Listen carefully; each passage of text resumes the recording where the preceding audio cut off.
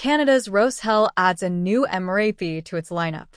A Canadian armored vehicle manufacturer unveiled an image of a new mine-resistant ambush-protected vehicle at CANSEC 2026 in Ottawa, revealing the full technical specifications of the Admiral MRAP, a jointly developed platform built in partnership with South African defense firm Panzer following Roshel's acquisition of the KF-411 MRAP design in 2024. The Admiral represents Roshel's entry into the heavier protected vehicle category, certified to NATO standards and built around a VOL design, the distinctive angled underside geometry that deflects blast energy away from the crew compartment rather than allowing it to travel straight up through the vehicle floor. The physics behind the VOL are straightforward and life-saving. When an improvised explosive device or anti-vehicle mine detonates beneath a flat-bottomed vehicle, the blast wave travels directly upward through the floor, transmitting lethal force directly to occupants. A V-shaped hull redirects that energy outward and to the sides, dramatically reducing the shock and fragmentation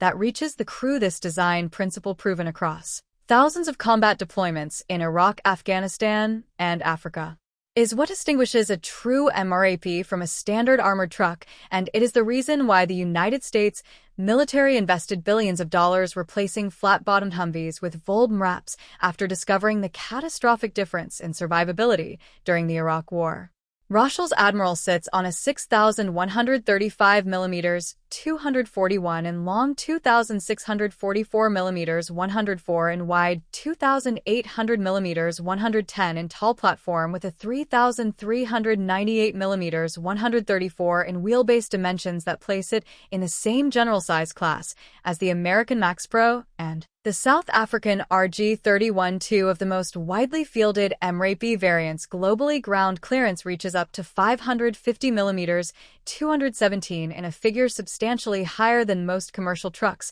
and sufficient to provide meaningful separation between the vehicle floor and the ground where buried. Explosive devices are placed. The approach angle of 45 degrees and departure angle of 35 degrees ensure the vehicle can negotiate steep terrain features without grounding out the front or rear, which matters operationally, because routes that offer tactical advantage in conflict zones are rarely the same routes that road engineers designed for comfort. The 59-liter inline-six diesel engine, producing 240 horsepower at 2,700 revolutions per minute and 597 lb-ft, 809 Nm of torque between 1,200 and 2,100 RPM, provides the power needed to move an armored vehicle of this size across rough terrain at operationally useful speeds. The 6-speed automatic transmission reduces the cognitive and physical workload on the driver, who in a contact situation may also be managing communications, navigation, and threat awareness simultaneously. Fuel capacity reaches up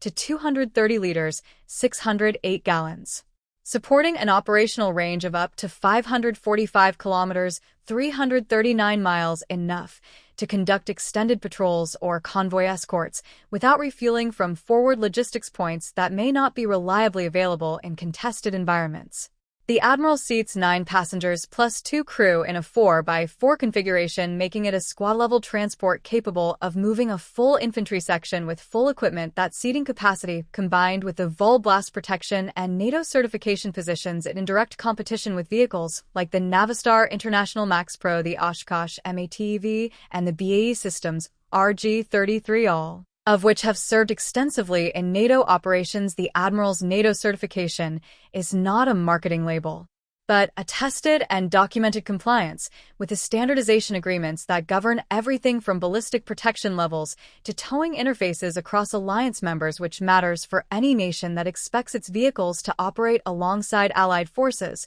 or be supported through shared logistics chains. Roshel's path to the Admiral runs through its 2024 acquisition of the KF-411 design from Panzer of South Africa, a company with deep roots in mine-protected vehicle development that stretches back to the bush wars of southern Africa in the 1970s and 1980s. South Africa developed mine-protected vehicle technology earlier and more extensively than almost any other nation, driven by the practical experience of losing soldiers to landmine attacks across Angola, Namibia, and Mozambique over decades of regional conflict. That engineering heritage, embedded in the KF-411 design that Roshel acquired, gives the Admiral a technical pedigree that traces directly to operational experience with the specific threat it is designed to defeat. Roshel's decision to acquire and develop the KF-411 rather than design a new MRAP from scratch reflects a practical calculation about time cost and risk. Developing a clean-sheet MRAP that meets NATO standards requires years of engineering work, expensive ballistic and blast testing,